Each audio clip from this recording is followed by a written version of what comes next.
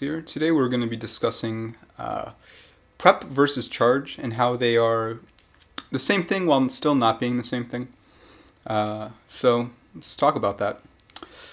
Now, the difference between prepping and charging, as discussed in the disclaimer video, is that when you are charging, you are building up energy. Your character is building up energy, or an object is building up energy in order to have a one-turn prep in the future. Preparation of energy through charging. Now, there are other forms of prep, which is preparation, that does not involve charging energy. Examples I gave before was throwing a grenade and then waiting a turn for the grenade to finally detonate. Now, there are other examples, such as one that I personally like to use is that I use a TNT type of smoke bomb that fills up the area with flammable, combustible smoke, which I then later in a post, then probably the next post, I detonate with another jutsu or just with normal fire to make the explosion or damage that it would deal a one-turn prep. Kind of a little bit more than one-turn prep, because if I use, say, a jutsu with it, it's considered a 1.5 turn prep, because I prepared the smoke in my last turn, and then I'm using this turn to use another jutsu on top of it to both do damage and have the smoke explode. So this is a combination trick I use to increase my damage, because my character is not very damage oriented. He's not a very explosive type of character. It's very methodic, precise character, usually ending you did that doesn't involve charging your energy.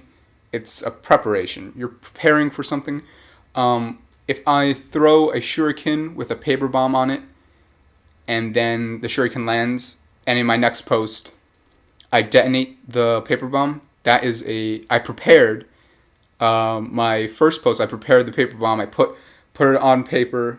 I sent it into the direction until it was properly prepared, and then in my next post, I used my preparation to its full effect, which was the explosion.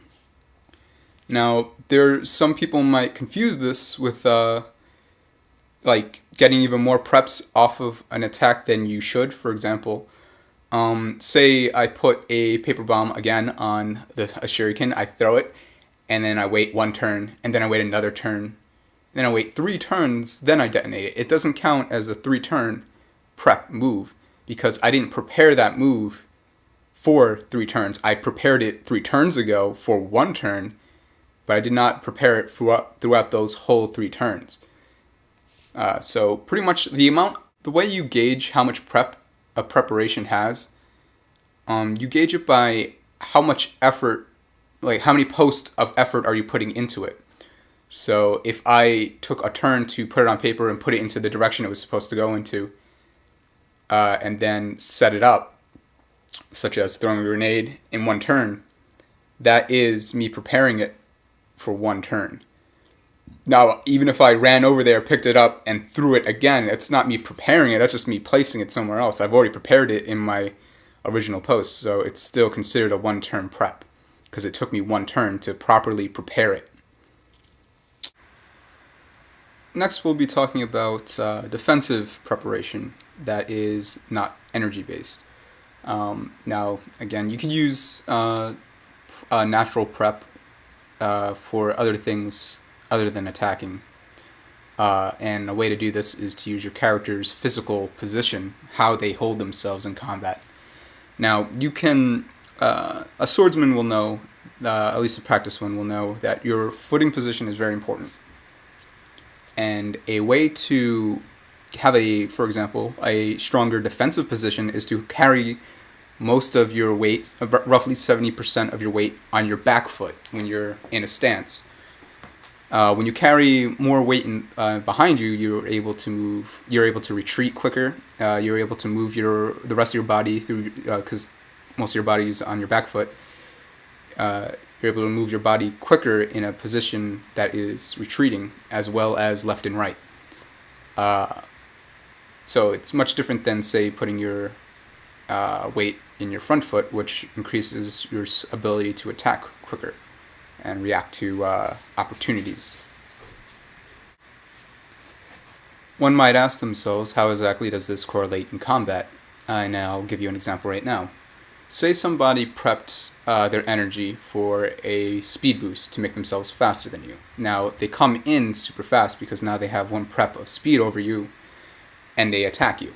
Now, if your body has already naturally prepared itself in a defensive stance, technically you have one prep of defense compared to their one prep of speed. So you will be able to react on par with their speed, with your defense. On the other hand, if your body weight is in front of you, you're able to react quicker to opportunities. This means you're able to advance your body sooner into your enemy.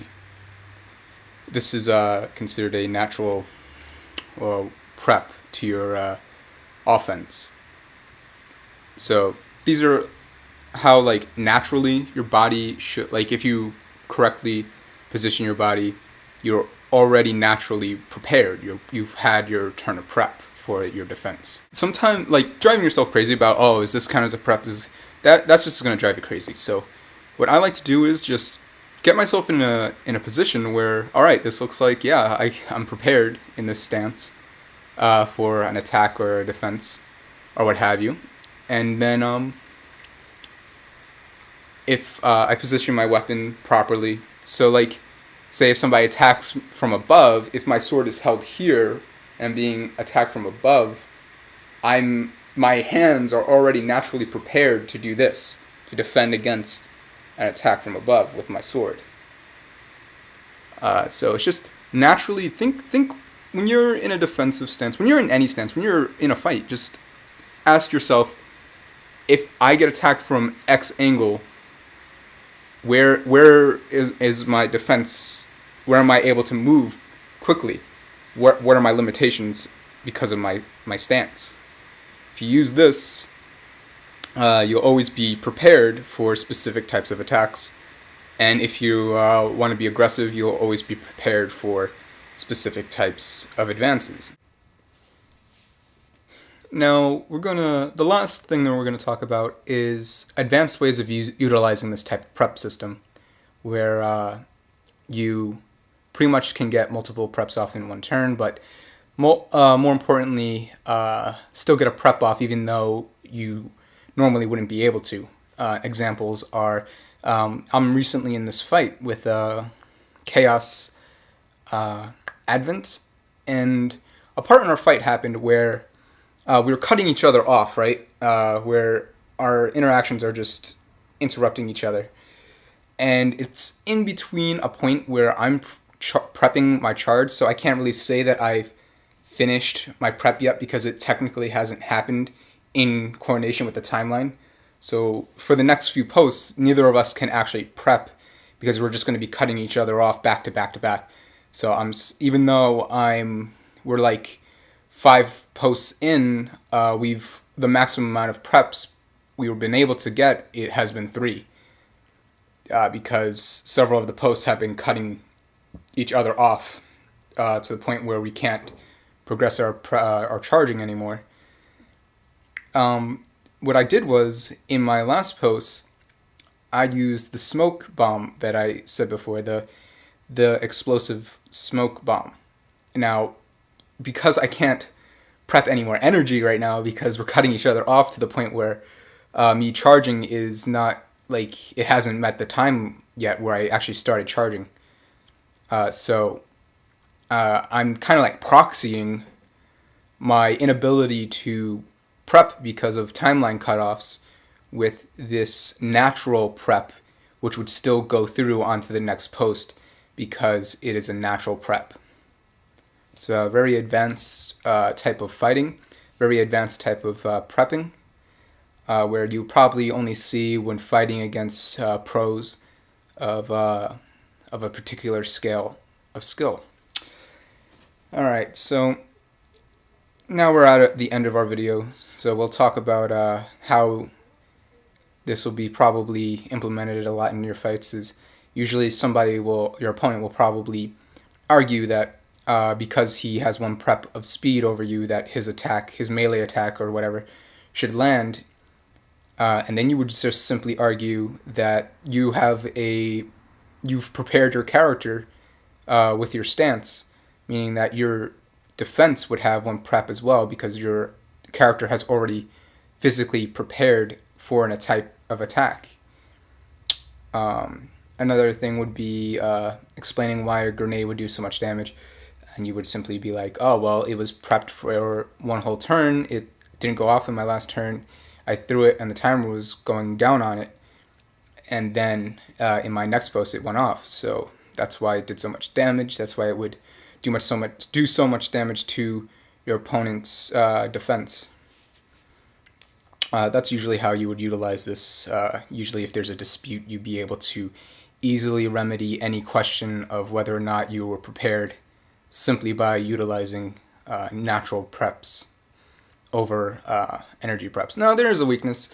Obviously, natural preps aren't as great as energy preps. In fact, energy preps are just way more lucrative. They're very flexible. You can use it on anything. You can use it on an attack, a defense, anything.